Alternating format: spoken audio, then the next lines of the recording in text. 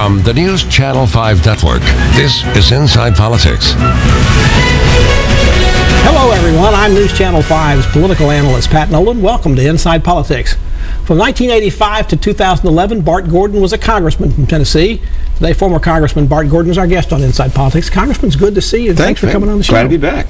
Now, you live in Washington full-time now, is that right? Well, Washington and Tennessee. I still have my so you still have residence in Murfreesboro. Do you still vote here? Oh, yeah. Yeah. My mother's here, and so I'm here regularly, to look after her. And when our daughter gets out of school, we'll be back here full-time. Looking forward to that.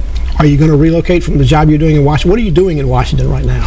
Well, too many things. The daytime job, I guess you might say, is I'm a lawyer in a large multinational firm, but I'm currently working on a National Academies of Science panel on how do you bring alternative energy, clean energy, and energy efficiency to the market through market forces.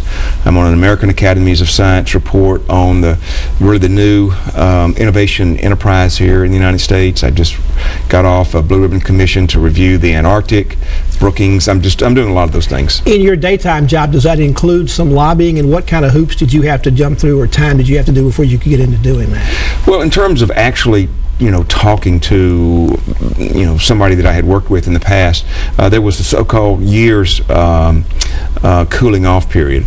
But, I'm fortunate to be in a situation that I'm not doing anything but advocating those things that I was beforehand, in terms of math education, science, those sorts of things. So it's fun to be able to continue to again, advocate and help those issues that you wanted to before.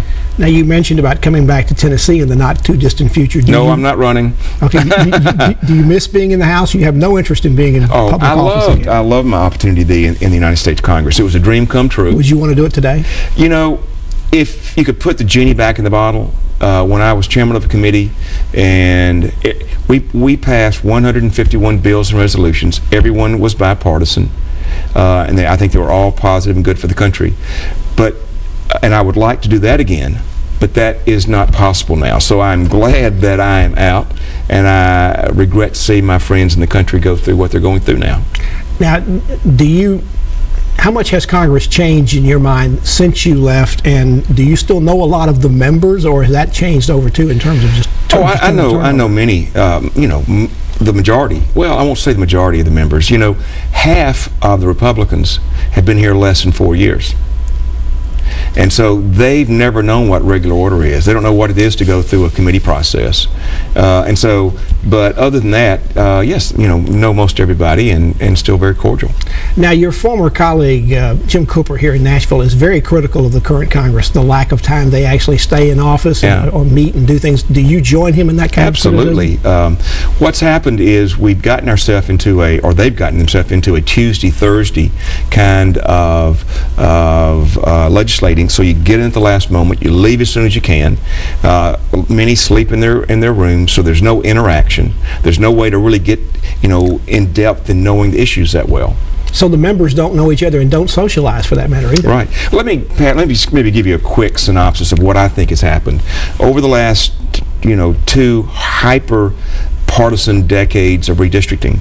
You've got a situation now where there's only 25 members of Congress out of the 435 that are in a seat that their opposing president won. I mean, a Democrat never carried my seat, so I had to be, more measured. So you basically have the extremes of both parties electing in the primaries, sending people there not to cooperate.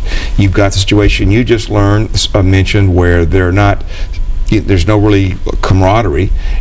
Spouses, kids don't get to know each other.